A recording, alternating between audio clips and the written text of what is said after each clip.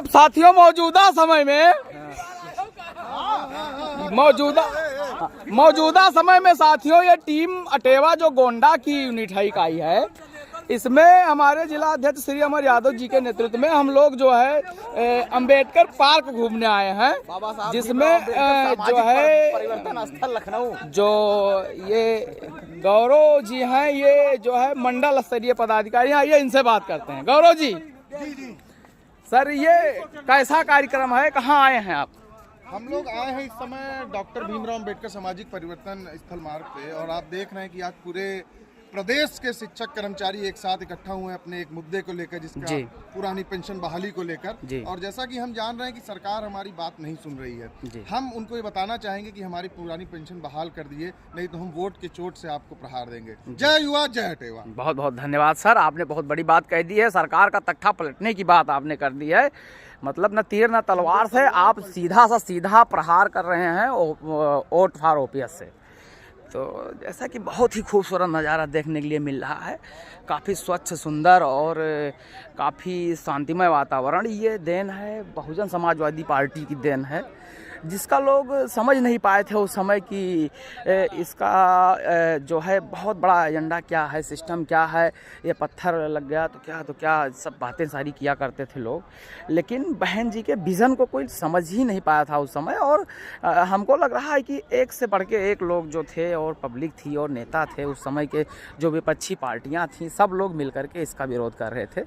लेकिन आज देख रहे हैं कि ये हज़ारों हजार की संख्या में डेली हमको लग रहा है 50,000 इसको देखने के लिए आ रहे हैं। 10 रुपये टिकट है, हिसाब से सरकार की इनकम भी भारी भरकम हो रही है पर्यटन बतौर पर्यटन। और उसके बाद में इतना साफ स्वच्छ सुंदर यहाँ पे आ कर के जो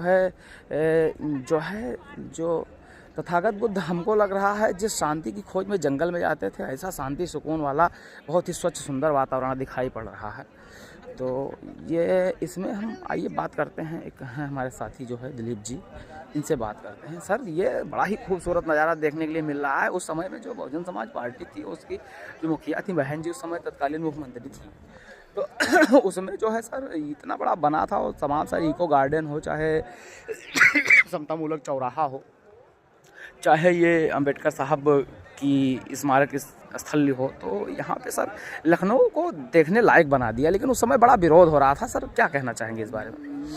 जैसा कि आप जानते हैं, भारत में बहुत सारे ऐसे जो है घूमने और टहलने के लिए तमाम स्थल हैं जी, लेकिन जिस तरीके की भव्यता, दिव्यता और अलौकिकता बाबा साहब डॉक्टर भीमराव अंबेडकर सामाजिक परिवर्तन स्थल की है, और जो एक अपने आप में एक मैसेज देती है, क्योंकि सामाजिक परिवर्तन का जो आधार रहा है हमारा संविधान, जिसके निर्माण करता थे बाबा साहब, शिल्पी भी कहा जाता है भारतीय संविधान का। और उन्होंने जो चीज़ें उसमें शामिल की है, समानता, स्वतंत्रता, भाईचारा, बंधुता के नाम से जानते हैं, और इन सबको मिलाकर एक बहुत कंप्लीट एक कैप्सूल है न्याय, क्योंकि हमारा जो संविधान है वो न्याय पे आधारित है। उसका उद्देश्य है कि लोगों तक सुख सुविधाओं और उसके कल्याण की बात करना, और तमाम उसी के उद्देश्य को ध्यान में रखते हुए इस पार्क का निर्माण कराया था उस समय की तत्कालीन मुख्यमंत्री रही बहन कुमारी मायावती जी।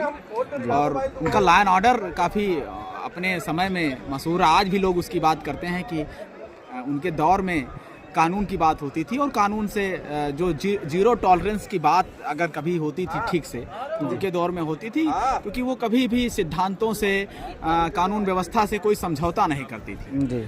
अपने दौर में उन्होंने स्वर्णिम, ये उनका काल कहा जाएगा, जब उन्होंने इतना पैसा जो है इस पे लगाया, और ये सोच एक थी कि आगे चलकर जब इतना हम भव्य और दिव्य इसको बनाएंगे तो लोग इसको देखने, जैसे आज हम लोग आए हैं तो इसमें 10 रुपया का टिकट देकर इसके अंदर एंट्री किए हैं जी।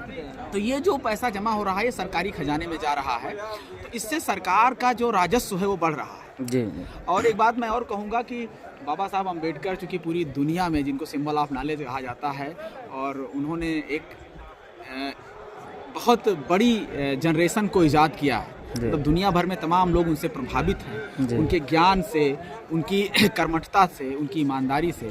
तो उनका जो पूरा जीवन रहा है गरीबों के लिए, मजलूमों के लिए, वंचितों के लिए, दलितों के लिए, पिछड़ों के लिए समर्पित रहा है। तो वो सारा जो उनका उद्देश्य है वो अब दिखता है पटल पे धीरे धीरे धीरे, जैसे हमारे संविधान जितना पुराना होता जाता है उसकी जड़ें भी और उतनी ही गहरी होती जाती हैं।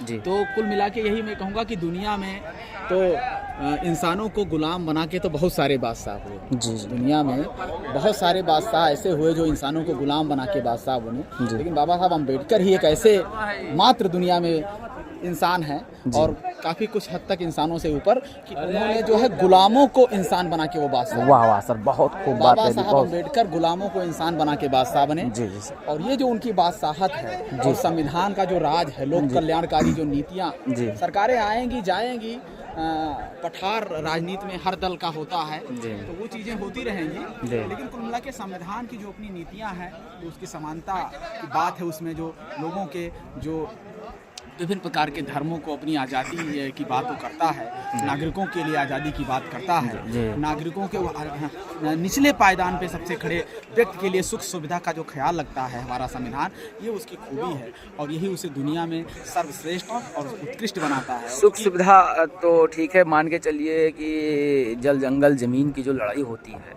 जहाँ तक मुझे पता है, तो जो जल जंगल ज़मीन की लड़ाई है उसमें बहुत ही बिना लड़े, बिना ही किसी से कोई द्वेष रखे हुए बाबा साहब ने इतना प्यारा संविधान बना दिया है कि सबकी जन सहभागिता सुनिश्चित की जा सके।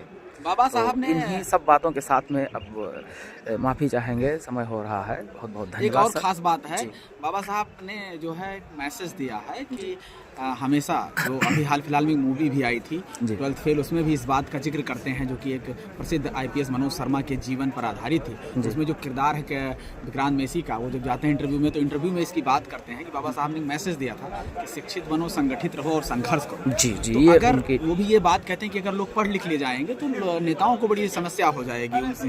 तो जो एक तरीके की ये भी लाभी है समाज में, जो चाहती है कि समाज का एक तबका जो पढ़ा लिखा नहीं है वो पढ़े लिखे ना और उसी तरीके से बना रहे। तो कुल मिला के जो है संविधान